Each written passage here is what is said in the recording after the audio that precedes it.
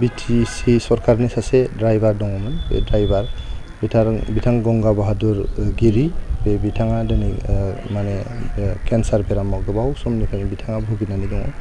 बिथाङा रांखान्थि बिथिङै जोबोद दुरबल जाबाय, गरिब जालांबाय।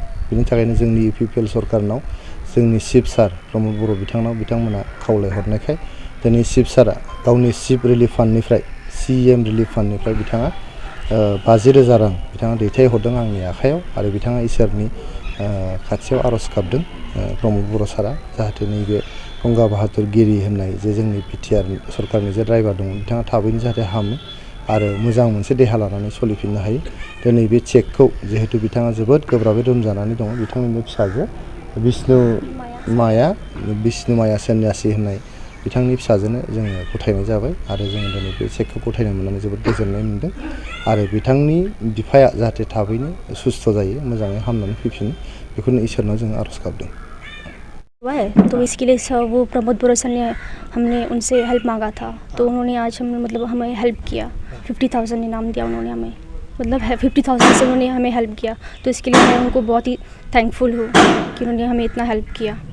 क्या नाम है पापा का? गंगा बहादुर गिरी। आपका नाम क्या है? मेरा नाम विष्णु माया सन्यासी। कितने दिन से बीमारी है? उनका हो गया 8 महीना हो गया, 8-9 महीना चल रहा है अभी।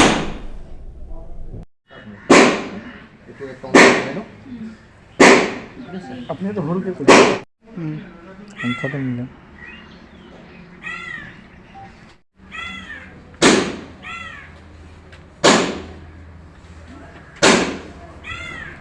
फैमिली में मासा Ama, ano ya?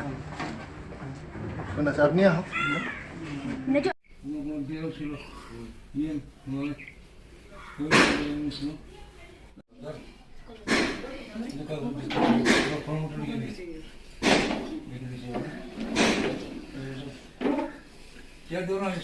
Lagi na. Hey, tunggu lagi na.